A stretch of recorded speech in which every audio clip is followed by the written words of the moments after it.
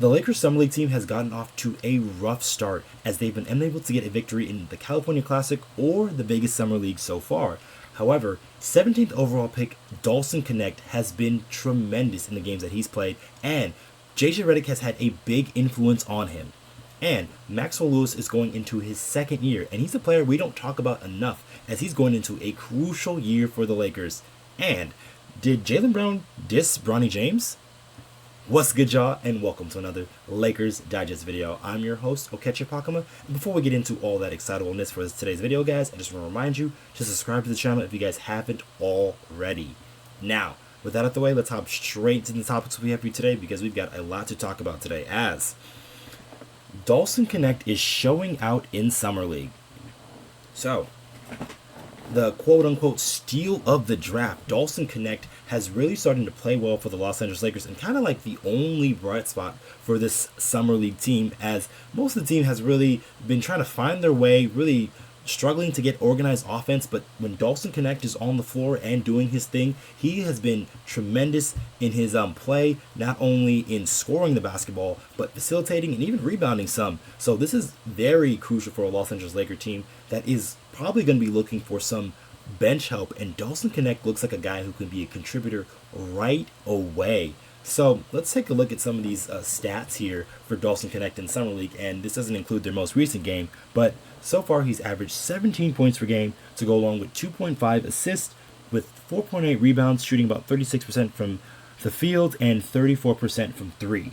Now, I wouldn't worry too much about his shooting percentage, especially in Summer League, because he's usually drawing one of the better matchups, and he is probably the best player on that Summer League team, so he is going to be getting all the attention defensively. When it comes to the regular season, however, Dalton Knecht really has a chance to thrive next to guys like LeBron James, Anthony Davis, D'Angelo Russell, and Austin Reaves, as his ability to be a movement shooter as an off-ball guy is just tremendous, is what he's shown early here in this part of the Summer League. And he's also got some other skills to his game that really adds to it. But a big influence on him, and what he talked about on coming into the Lakers on his opening presser, is that JJ Redick was a huge influence to him when he was at Tennessee. So this is what Mike Trudell said about Dalton Knecht, who finished with 19 points, 3 boards, and 2 assists and 3 steals and 1 block in their last night's loss against the Boston Celtics Summer League team. And he said JJ Redick has been talking to him every day throughout Summer League, whether in person or at the gym or via text. It's been very helpful. So that is huge for a guy like Dalton Knecht. Like I said, he patterned some of his game after a guy like JJ Redick, and since he is going to be his next head coach, who else to get advice from than a guy like JJ Redick, one of the best movement shooters of all time? So Dalton Knecht getting the games just right from his head coach is really helping him, especially in these spots here, as he's shown a lot of different skills from not only his scoring, but his passing ability, and like I said, his rebounding some as well.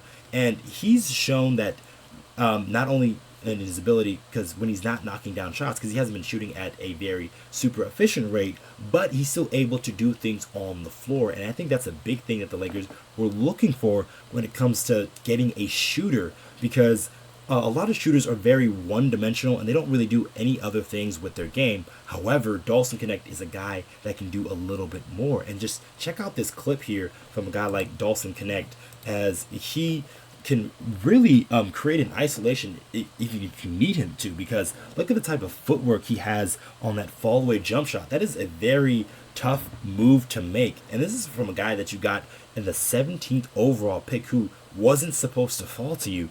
So getting a guy of this caliber that has this type of skill is just very exciting to see. And then once he's around better players, he's only going to thrive even better. And then once he's able to shore up that side, the defensive side of the ball, because that's where his biggest area, that's where he's going to struggle at, I think he can really thrive in the NBA as a high-level role player, maybe even be a starter at one point, as he's got a lot of offensive skills that you can use in different points in the game.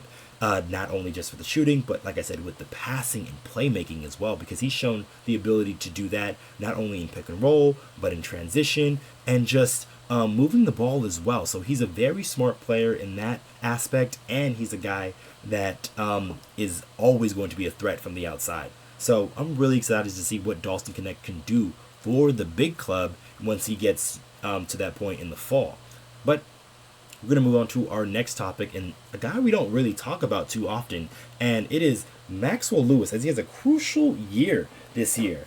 So, Maxwell Lewis, for those of you who haven't been to preview of his play, he has been on the Lakers for about a year now. He spent his rookie season, most of it with the South Bay Lakers squad, as he was a second-round pick, and he was a little bit of a reach for the Lakers, just in terms of his skill level, as he was a local product, a guy who went to Pepperdine College, and it wasn't a high-level college where he was going against high-level competition, but he did dominate in that league, and he had a lot of physical attributes that the Lakers really were drawn to. It was his massive wingspan, and then they were thinking about his ability to get downhill as well. So he can be a guy who can be a 3-and-D threat, but he's also bouncy enough to really get up and dunk on you. So Maxwell Lewis is coming into sort of like that THT like era. It's like, oh, is he good enough? Is he not good enough? So a lot of people may remember what happened with Taylor Horton-Tucker. There was times where the Lakers valued him maybe a little bit too high,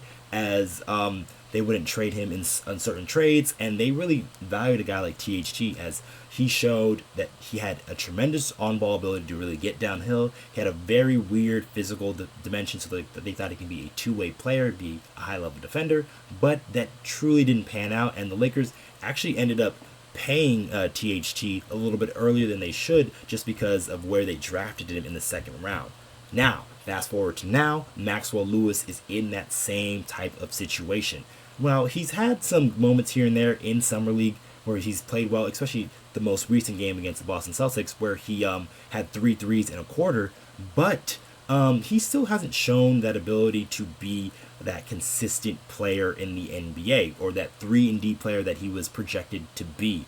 So it's very crucial. It's a very crucial year for him to show that he can do that ability, because if not, what his contract says, it's looking like if he isn't able to show what he can do for the Los Angeles Lakers, the Lakers can definitely let him walk, or even possibly add him to a trade if they're looking to offload some of these other players that they have with slightly bigger salaries. But like, look at so his contract situation. So he has that guaranteed year this year for just about under $2 million, and then he has 2 years of team options, which the Lakers could pick up if they do see something in a guy like Maxwell Lewis, if he can contribute to their big club, and then they can keep him around. But it's almost more incentivized in today's NBA for a guy like Maxwell Lewis to be paid out earlier, just because of where, like I said, in his draft, where he was drafted, and then just to add value to a guy like Maxwell Lewis. So if you really value him, you would pay him a little bit earlier than he possibly should have. So that's what he is going into this year. It's going to be a big year for you to see if he can be able to get some playing time, some run. We'll see what a guy like JJ Redick does with a guy like Maxwell Lewis. Maybe if he shows out in training camp, then he's able to maybe try to crack out some minutes there early in the season. But we'll see what happens with him, because it's going to be a big year for him as he tries to take the next steps as an NBA player. Now, lastly, a little bit of some weirdness, NBA Twitter virality here, as did Jaylen Brown diss Bronny? So for some of you guys may have seen the clip. Jaylen Brown was recently at the Lakers Celtics Summer League game, and he was talking there with his girlfriend as just like about Bronny James, and this was kind of the gist of what he said. So mainly we're just mouth reading here, as he essentially said that I don't think Bronny is a pro, and then his girl says, well, I think he could possibly play in the G League for sure, and he's like, nah, I think Bronny he's going to be on the team because he's the Lakers. So that is that's the mouth reading of what people have been saying of what a guy like Jaylen Brown said about Bronny. And for a guy who, like Jaylen Brown, who is very outspoken when it comes to different situations and just getting caught up in this moment here in social media, yes, he was probably just talking between his girl and just seeing if things, or saying what he sees essentially. But for him to say that at this level, and then knowing who Jaylen Brown is, who the most recent, that's the Finals MVP, saying that about a guy that's on your team, and it's not only just like on your team, that's LeBron James's son. So this can get blown out of proportion just based off what the optics look like. But I don't really take too much stock into this. Not that I don't think Jaylen Brown is wrong, because I've said it here on before. Like, I do think Bronny James, he has some NBA level skills and talents, but he is definitely probably going to be in the G League and play for the South Bay Lakers most of the year to really gain more of that basketball reps and just grow as a developmental player. So to me, he's still super young. They just drafted the kid, so give him the time to really grow as a player. That's what the G League is there for. And a lot of players have gone through the G League to really strengthen out their games and gotten to a better place. A person who I like to draw the comparisons to Bronny James is Gary Payton II, as he was a guy who played in the G League, bounced around a bit, and then he finally found his niche with the Warriors as he became a high-level defender, was able to hit corner threes, outside shots, and then he was also a guy that you can put in the dunker spot because of his very, very high athleticism. So that is the mold that I can see for a guy like Bronny James. But as far as like right now, and a guy like Jaylen Brown saying that, he's just making an astute observation. The guy, like I said, it was the Finals MVP, and Bronny James, he's still young. He still has a long way to go as becoming a regular NBA rotation level player, but he definitely can get there. He's got the resources, and he's got possibly one of the greatest resources, as LeBron James being one of the guys that you definitely would want to go to for advice in this league. But that's going to be it for this video, guys. Let us know what you think in the comments down below of how do you think of Dalton Knecht? How do you think he's been playing this summer league? How do you like him? Do you think he can work extremely well with the Laker players? Who do you think he works best with? Is next to guys like AD, next to guys like LeBron, even get next to guys like Hachimura or Reaves or Russell? And then let us know in the comments what you think about Maxwell Lewis. Do you think he is going to be able to crack the rotation this year and hopefully get himself another contract? So let us know what you think in the comments down below. I have been your host, Okechi Apakama, and I'll catch you guys on the next one.